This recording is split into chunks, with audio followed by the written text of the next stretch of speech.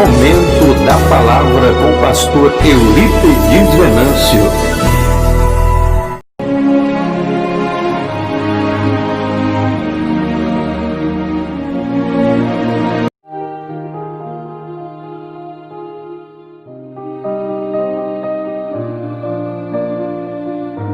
Página 161, Zacarias, em o esforço em alimentar a esperança.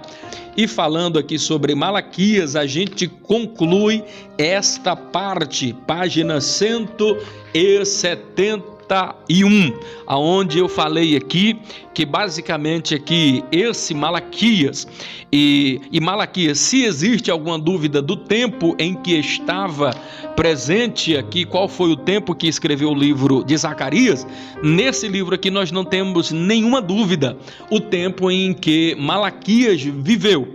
Por que que nós sabemos? Porque se em Zacarias existia ainda o culto, se não existia ainda uma forma de culto ainda estabelecida, estava meio difícil, estava meio que capenga, lá no livro também do profeta Ageu, estava precisando estabelecer o culto, lá estava terminando de construir o templo, Deus estava os animando, então esse mesmo problema aqui não vai acontecer no livro de Malaquias, está havendo culto, está tudo tranquilo, está tudo normal, eles estão no templo, tem o sacerdócio está em pleno exercício, o que não estava acontecendo nos dois livros anteriores. Então, se havia alguma dúvida, este livro aqui, por exemplo, de Malaquias, não existe nenhuma sombra de dúvida que ele escreveu esse livro logo após aí a vida e obra de Neemias e Esdras, porque o culto estava em plena ascensão e nesse outro período ainda anterior a isso estava precisando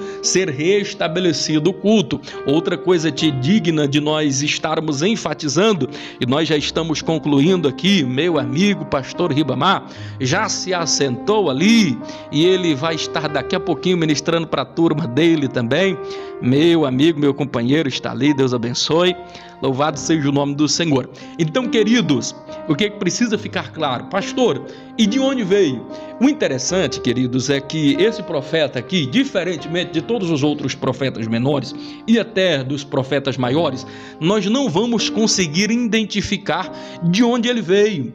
Não se fala que os pormenores da vida dele não é relatado, então é muito difícil. É por isso que, por causa de uma tradução errônea lá no passado da Septuaginta, que traduzia o nome de Malaquias como sendo o anjo de Deus, então as pessoas imaginavam que Malaquias, na verdade, não era um profeta, e sim um anjo ou um mensageiro da parte de Deus, e que aquela mensagem não era de alguém aqui terreno, mas isso tudo foi um equívoco por causa da Septuaginta, e por causa disso nós vamos observar que Gênesis, nós vamos observar que Calvino, Jerônimo de Salvanarola, de Alexandria, muitos pais da nossa fé, inclusive estes homens de Deus, heróis da fé, que defenderam inclusive essa questão, essa particularidade, erraram por causa dessa tradução aqui da Septuaginta, porque depois se provou por A mais B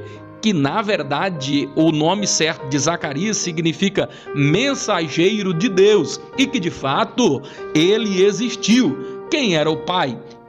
De onde ele veio? De qual era a tribo? São questões mais difíceis que nós temos aqui de responder e até mesmo de falar. Mas por que é que, na verdade, Malaquias não se preocupa em dizer de onde ele veio, quem era a sua família, quem era a sua tribo? E vocês lembram que das 4 principais interrogações que nós precisamos fazer ao estudar os livros dos profetas menores e maiores, sobre aquela questão: quem escreveu, onde escreveu, por que escreveu e para quem escreveu? 3 delas nós até podemos responder aqui, mas uma delas é difícil. Quem foi esse homem? De onde ele veio? Vamos ter dificuldade. Mas o que importa aqui é que Malaquias, ele tinha sim uma missão, ele era mensageiro de Deus, porque o seu próprio nome o fala a respeito disso. Quem era Malaquias? Ele era um anônimo de Deus. E por que ele era um anônimo de Deus? Porque mais importante do que o mensageiro era a mensagem que o mensageiro trazia, a mensagem do próprio Deus. Ele não estava preocupado com fama, ele não estava preocupado em fazer o nome dele conhecido e notório, não. Ele estava preocupado em transmitir a mensagem.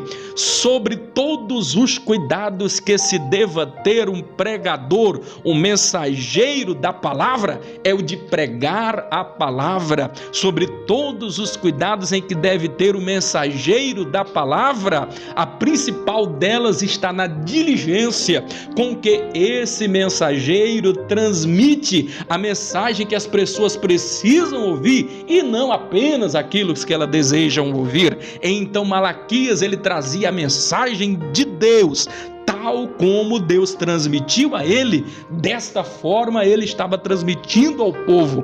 Finalizando aqui, não temos tempo para conjecturar o que você precisa saber aqui a respeito de Malaquias e ficar gravado para efeito de prova. Esse livro aqui ele vai estar classificado em 8 audiências. Se você for observar, se você já foi em um tribunal, acontece as audiências. Então acontece aqui 8 audiências. Nessa audiência, em todas elas, Deus vai falar 2 vezes e o homem vai falar 1 vez. Então primeiro Deus faz uma afirmação, o homem faz uma pergunta e Deus faz uma refutação. Quer ver como é que ele fala? Ele fala assim: olha, eu vos amei. Aí ele está afirmando, é uma afirmação dentro dessa reunião, dessa sentença que vai ser proferida aqui agora. Então nessa audiência o homem vai dizer assim: mas em que o Senhor tem nos amado? Aí Deus ele vai dizer: olha, eu lhe amo por isso, por isso e por isso. Você quer ver uma outra oportunidade? Deus vai fazer uma afirmação, vai dizer assim: vós tem me roubado. Aí o homem vai fazer uma outra pergunta: em que nós temos lhe roubado? Aí ele vai dizer: nos dízimos, nas ofertas. Então vai ter 8 audiências aqui em que Deus faz uma afirmação, o homem faz uma interrogação e Deus vai refutar aquilo que o homem falou, mostrando que ele não tem conhecimento de causa e que ele é um justo juiz.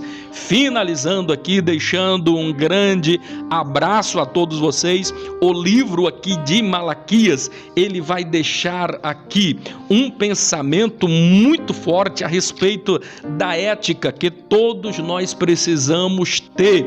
Estava faltando ética no meio do povo, e eu finalizo aqui dizendo que a ética, ela sempre precisa estar presente, assim como Malaquias estava chamando a atenção para que houvesse a ética, porque não estava havendo ética no culto, estava até tendo culto, mas era um culto à sua maneira, e ele estava dizendo: esse culto não presta, Deus não está recebendo esse culto, está faltando ética, ética entre os irmãos, ética entre os sacerdotes, ética na ministração da palavra. E o que é ética? Uma das coisas, e eu finalizo aqui, não temos mais tempo para conjecturar, uma das melhores afirmações que eu encontrei sobre ética fora dita por um nosso amigo, ou amigo assim à distância, porque a gente admira, não como pessoa, mas como ele estuda e como se ele esforça-se. Ele é teólogo, é professor universitário e também a gente é professor, então muitas coisas nós assimilamos e muitos ensinamentos dele são interessantes,